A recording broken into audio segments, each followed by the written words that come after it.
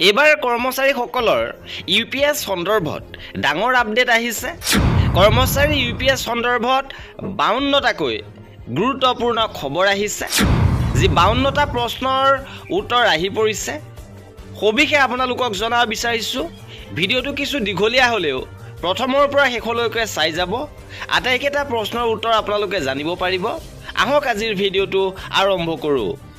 প্ৰথমটো প্ৰশ্ন আছিল, ইউনিফাইড পেঞ্চন আঁচনি ইউপিএছ কি? কেন্দ্ৰীয় চৰকাৰে 2025 চনৰ 1 এপ্ৰিলৰ পৰা কাৰ্যকৰী হোৱাকৈ কেন্দ্ৰীয় চৰকাৰ কৰ্মচাৰীৰ বাবে ৰাষ্ট্ৰীয় পেঞ্চন ব্যৱস্থাৰ অধীনত বিকল্প হিচাপে কেন্দ্ৰীয় চৰকাৰে ইউনিফাইড পেঞ্চন আঁচনি প্ৰৱৰ্তন কৰে আৰু ইউপিএছে নিৰ্ধাৰিত চৰ্তৰ ভিত্তিত নিশ্চিত পে' আউট প্ৰদান কৰে। দ্বিতীয়তে, বৰ্তমানৰ কেন্দ্ৰীয় চৰকাৰ কৰ্মচাৰী ইউপিএছ বাছনি কৰাৰ যোগ্য নেকি? যে হয়, 2025 চনৰ 1 এপ্ৰিলৰ পৰা সেৱাত থকা এজন বৰ্তমানৰ কেন্দ্ৰীয় চৰকাৰ কৰ্মচাৰী যিসকল NPSৰ অন্তৰ্গত, তেওঁ ইউপিএছ ব্যৱস্থা বাছনিৰ বাবে যোগ্য। তৃতীয়তে, কেন্দ্ৰীয় চৰকাৰ নতুনকৈ নিযুক্তি পোৱা কৰ্মচাৰী ইউপিএছৰ বাবে যোগ্য নেকি? যে হয়, নৱনিযুক্তসকলেও ইউপিএছৰ বাবে যোগ্য হ'ব। চতুৰ্থতে, 2025 চনৰ 31 মাৰ্চৰ পূৰ্বে অৱসৰ লোৱা চৰকাৰী কৰ্মচাৰীসকল ইউপিএছৰ বাবে যোগ্য নেকি? যে হয়, 2025 চনৰ 31 মাৰ্চৰ পূৰ্বে অৱসৰ লোৱাসকলো ইউপিএছৰ বাবে যোগ্য। আৰু ইউপিএছ বাছনি কৰিবলৈ যোগ্য চৰকাৰী কৰ্মচাৰীয়ে কি প্ৰপত্ৰ পূৰণ কৰিব লাগিব? ইয়াত প্ৰপত্ৰ A1 2025 চনৰ 1 এপ্ৰিল বা তাৰ পিছত সেৱাত যোগদান কৰা নতুনকৈ নিযুক্তি পোৱা কৰ্মচাৰীৰ বাবে। ফৰ্ম A2 ইউনিফাইড পেঞ্চন আঁচনি ইউপিএছৰ অধীনত সামৰি লোৱাৰ বাবে বৰ্তমান ৰাষ্ট্ৰীয় পেঞ্চন ব্যৱস্থা NPSত ছাবস্ক্ৰাইব কৰা এজন যোগ্য কৰ্মচাৰী ইয়াৰ বাবে ফৰ্ম A2 প্ৰপত্ৰখন পূৰণ কৰিব। 6 নম্বৰতে, ইউপিএছৰ অধীনত নামভৰ্তিৰ বাবে প্ৰপত্ৰ ক'ৰ পৰা লাভ কৰিব? যে সংলগ্ন কৰিবলগীয়া নিৰ্দেশনা আৰু নথিপত্ৰৰ তালিকাৰ সৈতে প্ৰপত্ৰ A1 A2 protein CRAৰ website npscra.nsdl.co.in/ups.php পৰা ডাউনলোড কৰিব পাৰিব। 7 নম্বৰ আৰু 8 নম্বৰত প্ৰশ্ন উত্থাপন হৈছিল যে এজন যোগ্য বৰ্তমানৰ কৰ্মচাৰী বা অৱসৰপ্ৰাপ্ত পেঞ্চনাৰে কেন্দ্ৰীয় চৰকাৰ NPSৰ অধীনত ইউপিএছৰ বিকল্প ব্যৱহাৰ কৰাৰ সময়সীমা কি? ইয়াত উল্লেখ কৰিছে যে 2025 চনৰ 1 এপ্ৰিলৰ পৰা 3 মাহৰ ভিতৰত বা যদি আছে তেন্তে কেন্দ্ৰীয় চৰকাৰে অনুমতি দিয়া এনে বৰ্ধিত সময়সীমাৰ ভিতৰত বিকল্প ব্যৱহাৰ কৰিব লাগিব। 9 নম্বৰতে, ইউপিএছৰ বাবে বিকল্প ব্যৱহাৰ কৰাৰ আগতে ছুপাৰ এনুৱেট বা অৱসৰ লোৱা আৰু মৃত্যুমুখত পৰা গ্ৰাহকৰ ক্ষেত্ৰত আইনীভাৱে বিবাহিত পত্নীয়ে NPSৰ অধীনত ইউপিএছৰ বিকল্প ব্যৱহাৰ কৰাৰ সময়সীমা কি? এই ক্ষেত্ৰত 2025 চনৰ 1 এপ্ৰিলৰ পৰা 3 মাহৰ ভিতৰত বা কেন্দ্ৰীয় চৰকাৰে অনুমতি দিয়া বৰ্ধিত সময়সীমাৰ ভিতৰতে সেই আপুনি বাছনিভুক্ত কৰিব লাগিব। 10 নম্বৰতে, 2025 চনৰ 1 এপ্ৰিল বা তাৰ পিছত যোগদান কৰা কেন্দ্ৰীয় চৰকাৰৰ সেৱাত নতুনকৈ নিযুক্তি পোৱা NPSৰ অধীনত ইউপিএছৰ বিকল্প ব্যৱহাৰ কৰাৰ সময়সীমা কি? এই ক্ষেত্ৰত কেন্দ্ৰীয় চৰকাৰৰ সেৱাত যোগদান কৰাৰ তাৰিখৰ পৰা 30 দিনৰ ভিতৰত বা কেন্দ্ৰীয় চৰকাৰে অনুমতি দিয়া এনে বৰ্ধিত সময়সীমাৰ ভিতৰত যদি আছে তেওঁ ল'ব পাৰিব। ইউপিএছৰ বিকল্প পৰৱৰ্তী সময়ত সাল সলনি কৰিব পাৰিবনে? যে নাই, এবাৰ ব্যৱহাৰ কৰিলে ইউপিএছ বাছি লোৱাৰ বিকল্পটো চূড়ান্ত হ'ব আৰু ই অপ্ৰত্যাহাৰযোগ্য হ'ব। 12 নম্বৰতে, যদি কৰ্মচাৰীজনে নিৰ্দিষ্ট সময়ৰ ভিতৰত ইউপিএছ বাছি ল'ব নোৱাৰে তেন্তে কি হ'ব? এজন যোগ্য ব্যক্তি যে নিৰ্ধাৰিত সময়সীমাৰ ভিতৰত NPSৰ অধীনত ইউপিএছ বিকল্প ব্যৱহাৰ নকৰে তেওঁক ইউপিএছ বিকল্প অবিহনে NPSৰ অধীনত চলি থাকিবলৈ বাছি লোৱা বুলি গণ্য কৰা হ'ব। ইউপিএছৰ অধীনত permanent retirement account number PRN number কি হ'ব? প্ৰাণ হৈছে গ্ৰাহকে ইউপিএছ খোলা বা বাছি লোৱাৰ বাবে আবণ্টিত এটা স্থায়ী অৱসৰ একাউণ্ট নম্বৰ আৰু যাৰ অধীনত সকলো লেনদেন CRA ব্যৱস্থাৰ দ্বাৰা ৰেকৰ্ড কৰা হয়। 14 নম্বৰত, ইউপিএছৰ অধীনত বিকল্প প্ৰপত্ৰ একাউণ্ট খোলাৰ প্ৰপত্ৰ গ্ৰাহকে ক'ত জমা দিব লাগে? প্ৰপত্ৰখন অনলাইন বা শাৰীৰিকভাৱে গ্ৰাহকক নিযুক্তি দিয়া কাৰ্যালয়ৰ মুৰব্বী DDOলৈ জমা দিব পাৰিব। 15 নম্বৰত, ইউপিএছৰ অধীনত নামভৰ্তিৰ বাবে অনলাইন প্ৰক্ৰিয়া আছে নেকি? যে হয়, গ্ৰাহকে CRA ৱেবছাইটৰ জৰিয়তে প্ৰয়োজনীয় প্ৰপত্ৰ দাখিল কৰি অনলাইন যোগে নামভৰ্তি কৰাৰ ব্যৱস্থা আছে। 16 নম্বৰত UPSৰ অধীনত যোগ্যতা সম্পন্ন সেৱা কি? যে যোগ্যতা সম্পন্ন সেৱা হ'ব সেই সম্পূৰ্ণ মাহ যিবোৰৰ বাবে UPS গ্ৰাহকে কেন্দ্ৰীয় চৰকাৰৰ অধীনত নিয়মীয়া সেৱা আগবঢ়াইছে আৰু যিটো কাৰ্যালয়ৰ মুৰব্বীয়ে নিৰ্ধাৰণ কৰে। আৰু PFRDA ৰাষ্ট্ৰীয় পেঞ্চন ব্যৱস্থাৰ অধীনত ইউনিফাইড পেঞ্চন আঁচনিৰ পৰিচালনা নিয়মাৱলী 2025ৰ নিয়ম 10ৰ অধীনত। 17 নম্বৰত গ্ৰাহকে তেওঁৰ আবেদনৰ ব্যৱস্থা কেনেকৈ লাভ কৰিব পাৰে? গ্ৰাহকে CRA আৰু নিজ নিজ নডেল অফিচাৰৰ পৰা নিজৰ আবেদনৰ মৰ্যাদা লাভ কৰিব পাৰিব। 18 নম্বৰত UPS গ্ৰাহকসকলে এতিয়াও স্বেচ্ছামূলক NPS টায়াৰ 1-2 একাউণ্ট খুলিব ৰক্ষণাবেক্ষণ ধাৰণা কৰিব পাৰিবনে? যে হয়, UPSৰ গ্ৰাহকসকলে স্বেচ্ছাই একেটা PRN নম্বৰৰ ভিতৰত UPSৰ সৈতে পূৰ্বৰ একাউণ্ট হিচাপে সকলো নাগৰিক মডেলৰ অধীনত NPS টায়াৰ 1 আৰু টায়াৰ 2ৰ একাউণ্টসমূহ ৰক্ষণাবেক্ষণ কৰিব পাৰে। আৰু UPSৰ অধীনত অৱদানৰ সৈতে জড়িত প্ৰশ্নসমূহ তলত আছে।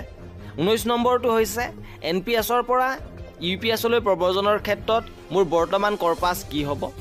NPSৰ পৰা UPSলৈ প্ৰব্ৰজন কৰিলে গ্ৰাহকৰ কৰপাছ UPSলৈ টেগ কৰা PRNলৈ স্থানান্তৰিত হ'ব। 20 নম্বৰত NPSৰ পৰা UPSলৈ প্ৰব্ৰজনৰ সময়ত নতুন PRN জাৰি কৰা হ'ব নেকি? এই ক্ষেত্ৰত NPSৰ পৰা UPSলৈ প্ৰব্ৰজনৰ সময়ত গ্ৰাহকক UPSলৈ টেগ কৰা পূৰ্বৰ PRNৰ দ্বাৰা চিনাক্ত কৰা হ'ব। 21 নম্বৰত ব্যক্তিগত কৰপাছ আৰু বেঞ্চমাৰ্ক কৰপাছ কি? ব্যক্তিগত কৰপাছৰ অৰ্থ হ'ল UPSৰ অধীনত এজন গ্ৰাহকৰ PRNত উপলব্ধ কৰপাছৰ মূল্য।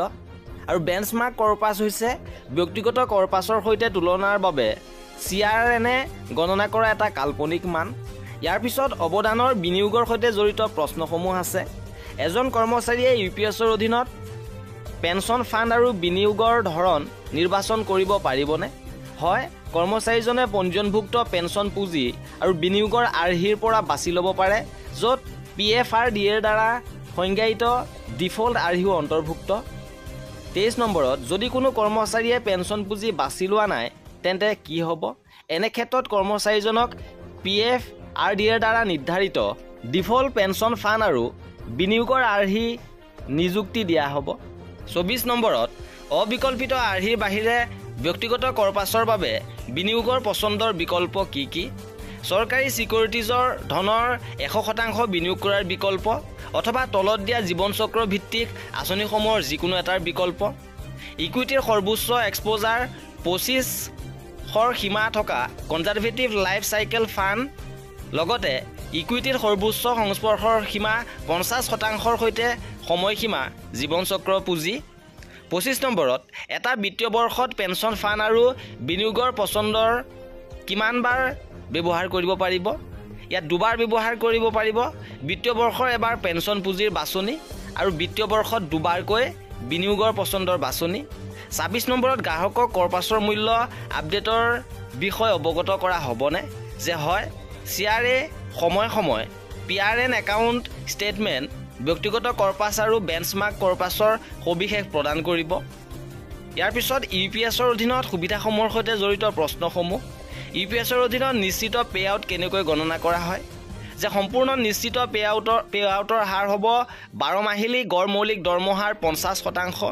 ছুপাৰএনুৱেশ্যনৰ ঠিক আগতে ন্যূনতম 25 বছৰ যোগ্যতা সম্পন্ন সেৱাৰ পিছত প্ৰদান কৰা হ'ব। কম যোগ্যতা সম্পন্ন সেৱাৰ সময়ছোৱাত ক্ষেত্ৰত সমানুপাতিক পে আউট গ্ৰহণযোগ্য হ'ব। 28 নম্বৰত স্বেচ্ছামূলক অৱসৰৰ ক্ষেত্ৰত কেতিয়াৰ পৰা পে আউট আৰম্ভ হ'ব? ন্যূনতম 25 বছৰ যোগ্যতা সম্পন্ন সেৱাৰ পিছত স্বেচ্ছামূলক অৱসৰৰ ক্ষেত্ৰত নিশ্চিত পে আউট সেই তাৰিখৰ পৰা আৰম্ভ হ'ব যিটো তাৰিখৰ পৰা কৰ্মচাৰীজনে সেৱা অব্যাহত ৰাখিলে ছুপাৰএনুৱেট হ'লহেঁতেন। 29 নম্বৰত UPSৰ অধীনত ন্যূনতম নিশ্চিত পে আউটৰ পৰিমাণ কিমান? ন্যূনতম নিশ্চিত পে আউট 50 লাখ টকা। 10 বছৰ সেৱা সম্পূৰ্ণ কৰাৰ পিছত প্ৰতিমাহে 10,000 টকা নিশ্চয়তা।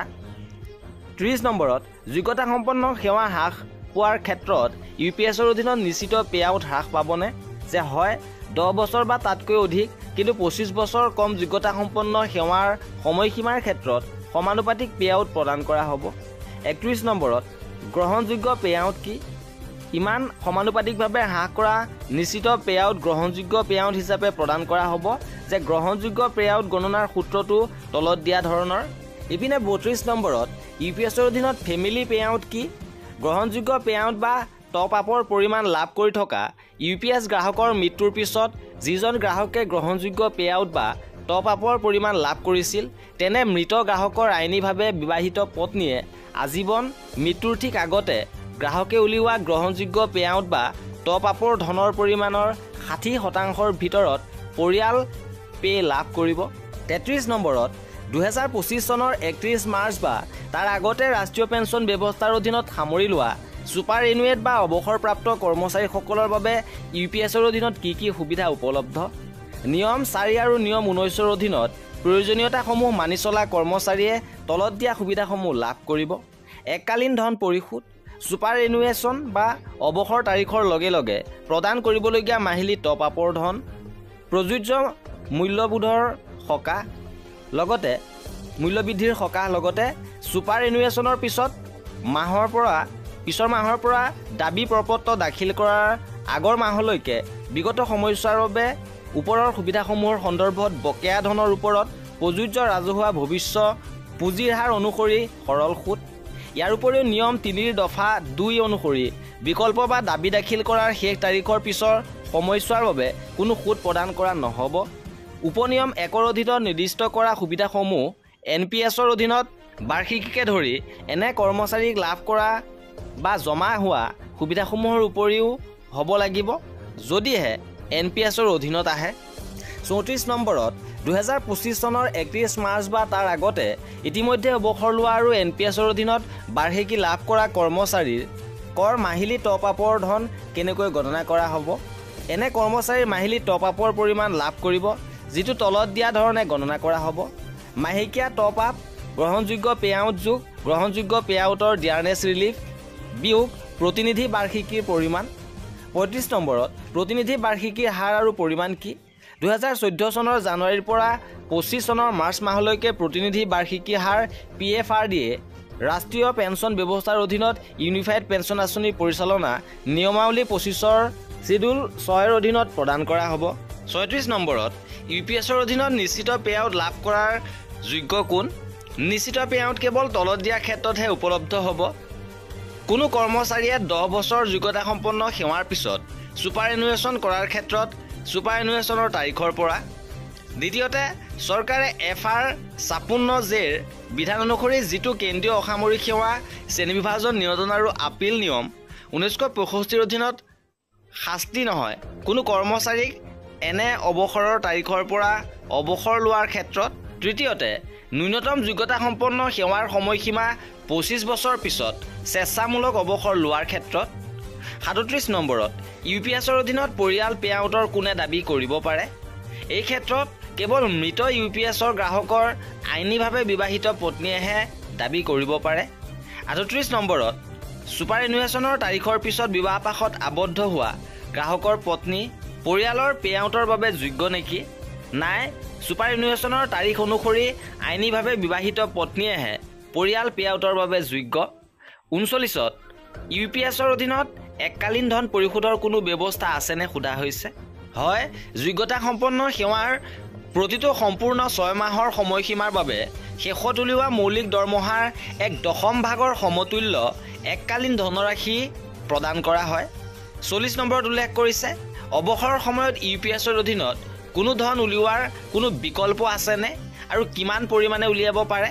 যে হয়, UPSৰ গ্ৰাহকৰ ব্যক্তিগত কৰপাছ বা বেঞ্চমাৰ্ক কৰপাছৰ 60%তকৈ অধিক নহয়, যিটো কম ছুপাৰ এনুৱেশ্যন বা স্বেচ্ছামূলক অৱসৰ বা অৱসৰ তাৰিখ হিচাপে UPSত টেগ কৰা PRNত উপলব্ধ আৰু এনে UPS গ্ৰাহকক প্ৰদান কৰিবলগীয়া নিশ্চিত পে'আউটৰ সমানুপাতিক হ্ৰাসৰ অধীনত চূড়ান্ত উলিওৱাৰ বিকল্প থাকিব।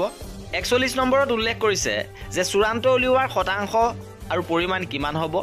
UPSৰ গ্ৰাহকৰ মৌলিক নিয়ম 56Jৰ অধীনত ছুপাৰ এনুৱেশ্যন বা স্বেচ্ছামূলক অৱসৰ বা অৱসৰ তাৰিখ অনুসৰি UPSত টেগ কৰাৰ PRNত উপলব্ধ ব্যক্তিগত কৰপাছ বা বেঞ্চমাৰ্ক কৰপাছৰ 60%তকৈ অধিক নহয়, যিটো কম সেই ধন উলিয়াব পৰা বিকল্প থাকিব যেটো NPS যেটো এনে UPS প্ৰদান কৰিবলগীয়া নিশ্চিত পেআউটৰ আনুপাতিক হ্ৰাসৰ অধীনত প্ৰযোজ্য হ'ব 42 নম্বৰত ব্যক্তিগত কৰপাছ বেঞ্চমাৰ্ক কৰপাছতকৈ বেছি হলে চূড়ান্ত উলিওৱাৰ পৰিমাণ কেনেকৈ গণনা কৰা হ'ব 56 জেৰ অধীনত সুপাৰএনুৱেশ্যন বা স্বেচ্ছামূলক অৱসৰ বা অৱসৰ তাৰিখ অনুসৰি ব্যক্তিগত কৰপাছ বা বেঞ্চমাৰ্ক কৰপাছৰ 60% পৰ্যন্ত চূড়ান্ত প্ৰত্যাহাৰ অনুমতি দিয়া হৈছে 44 নম্বৰত উল্লেখ কৰিছে চূড়ান্ত প্ৰত্যাহাৰ কেতিয়া গ্ৰহণযোগ্য হ'ব এনে চূড়ান্ত প্ৰত্যাহাৰ মৌলিক নিয়ম 56 জেৰ অধীনত সুপাৰএনুৱেশ্যন বা স্বেচ্ছামূলক অৱসৰ বা অৱসৰ তাৰিখত গ্ৰহণযোগ্য হ'ব 44ত উল্লেখ কৰিছে UPSৰ অধীনত ডিয়াৰনেছ ৰিলিফ কেনেকৈ প্ৰয়োগ কৰা হ'ব যে কেন্দ্ৰীয় চৰকাৰৰ সময় ঘোষণা কৰা ডিয়াৰনেছ ৰিলিফ গ্ৰহণযোগ্য পেআউট আৰু পৰিয়াল পেআউটৰ ক্ষেত্ৰত প্ৰযোজ্য হ'ব গ্ৰহণযোগ্য পেআউট আৰম্ভ হ'লেহে ডিয়াৰনেছ ৰিলিফ প্ৰদান কৰা হ'ব 45 নম্বৰত উল্লেখ কৰিছে যদি কৰ্মচাৰীজনক আঁতৰাই দিয়া হৈছে বা চাকৰিৰ পৰা বৰখাস্ত কৰা হৈছে তে পদত্যাগ কৰা হৈছে তেন্তে UPSৰ অধীনত সুবিধাসমূহ গ্ৰহণযোগ্য নেকি যে নাই কৰ্মচাৰীজনক সেৱাৰ পৰা আঁতৰোৱা বা বৰখাস্ত কৰা বা পদত্যাগৰ ক্ষেত্ৰত নিশ্চিত পেআউট উপলব্ধ নহ'ব এনে ক্ষেত্ৰত ইউনিফাইড পেঞ্চন আঁচনিৰ বিকল্প প্ৰযোজ্য নহ'ব 46 নম্বৰত উল্লেখ কৰিছে সেৱাৰ সময়ছোৱাত এজন গ্ৰাহকে আংশিকভাৱে উলিওৱা ধন উলিয়াব পাৰিবনে যে হয় নিৰ্দিষ্ট উদ্দেশ্যৰ বাবে UPS বা NPSৰ অধীনত নামভৰ্তি তাৰিখৰ পৰা 3 বছৰ লক ইন সময়সীমা সম্পূৰ্ণ হোৱাৰ পিছত স্ব অৱদানৰ 25% পৰ্যন্ত ৰিটাৰ্ণ বাদ দি আংশিকভাৱে উলিওৱাৰ অনুমতি দিয়া হৈছে 47 নম্বৰত উল্লেখ কৰিছে UPSৰ অধীনত আংশিকভাৱে উলিওৱাৰ বাবে কি উদ্দেশ্যৰ অনুমতি দিয়া হৈছে শিশুৰ উচ্চ শিক্ষা সন্তানৰ বিবাহ আৱাসিক ঘৰ ক্ৰয় নিৰ্মাণ চিকিৎসাৰ জৰুৰীকালীন অৱস্থা অক্ষমতা সম্পৰ্কীয় খৰচ আৰু দক্ষতা বিকাশ 48ত উল্লেখ কৰিছে UPSৰ অধীনত আংশিক উলিওৱা কিমানবাৰ উলিয়াব পাৰে যে UPS বাছনি কৰাৰ পাছত NPSৰ অধীনত কৰা উলিওৱাকে ধৰি সৰ্বাধিক 3 বাৰ উলিয়াব পাৰে 39ত উল্লেখ কৰিছে UPSৰ অধীনত কৰা আংশিক উলিওৱাৰ ধন পুনৰ ভৰোৱাৰ কোনো বিকল্প আছেনে যে হয় অৱসৰ পূৰ্বে আংশিকভাৱে উলিওৱা ধনৰাশি পুনৰ ভৰোৱাৰ বিকল্প ব্যৱস্থা আছে 50 নম্বৰত উল্লেখ কৰিছে যে গ্ৰাহকৰ অৱসৰ বা মৃত্যুৰ পিছত UPSৰ সুবিধাসমূহ কেনেকৈ দাবী কৰা হয় গ্ৰাহক বা গ্ৰাহকৰ আইনীভাৱে বিবাহিত পত্নীয়ে ক্ষেত্ৰ অনুসৰি প্ৰাসংগিক আবেদন প্ৰপত্ৰসমূহ কাৰ্যালয়ৰ মুৰব্বী বা DDOক জমা দিব লাগিব প্ৰটিন CRAৰ ৱেবছাইট npscra.nsdl.co.in/ups.php পৰা ফৰ্মসমূহ ডাউনলোড কৰিব পাৰিব আৰু ইয়াত 4খনকৈ ফৰ্মৰ কথা কোৱা হৈছে B3 B4 B5 আৰু B6 এইকেইখন ফৰ্ম চৰ্ত সাপেক্ষে আপোনালোকে দিব লাগিব 51 নম্বৰত উল্লেখ কৰিছে UPS পেআউটৰ অৰ্ডাৰ UPO কি যে UPS পেআউটৰ অৰ্ডাৰ এজন UPS গ্ৰাহকক প্ৰদান কৰিবলগীয়া সুবিধাসমূহৰ বিৱৰণ থাকে 52 নম্বৰত কোৱা হৈছে UPS পেআউটৰ অৰ্ডাৰ কোনে অনুমতি দিব UPO নিজ PAOৰ দ্বাৰা অনুমোদিত হ'ব আৰু CRAৰ জৰিয়তে ৰাষ্ট্ৰীয় পেঞ্চন ব্যৱস্থা ট্ৰাষ্টলৈ প্ৰেৰণ কৰা হ'ব এনে UPS পেআউট অৰ্ডাৰ প্ৰতিলিপি একেলগে UPS গ্ৰাহক বা আইনীভাৱে বিবাহিত পত্নীক উপলব্ধ কৰা হ'ব যিটো ক্ষেত্ৰত প্ৰযোজ্য হয় নেশ্যনেল পেঞ্চন সিস্টেম ট্ৰাষ্টে UPS পেআউটৰ অৰ্ডাৰ লাভ কৰাৰ পিছত UPS গ্ৰাহকে যদি আছে তেন্তে চূড়ান্ত উলিওৱাৰ বিকল্পৰ সৈতে নেশ্যনেল পেঞ্চন সিস্টেম ট্ৰাষ্টে এই নিয়মৰ অধীনত নিৰ্দিষ্ট কৰা অনুসৰি UPS সুবিধাসমূহ মুকলি কৰাৰ অনুমোদন দিব আৰু ব্যক্তিগত কৰপাছত থকা বেলেন্সখিনি মূল কৰপাছলৈ হস্তান্তৰ কৰিবলৈ অনুমোদন দিব দ্বিতীয়তে ৰাষ্ট্ৰীয় পেঞ্চন ব্যৱস্থা ট্ৰাষ্টে মূল কৰপাছৰ পৰা UPS গ্ৰাহকৰ বেংক একাউণ্টলৈ মাহিলী পেআউটৰ ধন পৰিশোধ কৰা আৰু প্ৰযোজ্য মূল্যৰ সকাহৰ সময়ে মুকলি কৰাটো নিশ্চিত কৰিব ইয়াৰ বাবে CRA পেঞ্চন ফাণ্ডৰ সৈতে অন্তৰংগ হ'ব যাতে গ্ৰাহকক এনে পেআউটৰ ধন পৰিশোধৰ বাবে মূল কৰপাছৰ পৰা মুক্তি লাভ কৰিব পাৰে আৰু এয়া আছিলে কৰ্মচাৰীসকলৰ UPS আঁচনিখনৰ সন্দৰ্ভত 52টাকৈ প্ৰশ্নৰ উত্তৰ ই কেৱল PFRDA NPSৰ অধীনত UPS অপাৰেশ্যনেলাইজেশ্যন নিয়মাৱলী 2025ৰ ওপৰত ভিত্তি কৰি তথ্য আৰু প্ৰসংগমূলক উদ্দেশ্যৰ বাবে প্ৰস্তুত কৰা হৈছে আৰু এই আছিল আজিৰ ভিডিঅ'টোত কৰ্মচাৰী আৰু পেঞ্চনাৰৰ সকলো খবৰ পাই থাকিবৰ বাবে আমাৰ চেনেলটো ছাবস্ক্ৰাইব কৰি ৰাখিব। ভিডিঅ'টো শেষৰলৈকে চোৱাৰ বাবে বহুত ধন্যবাদ।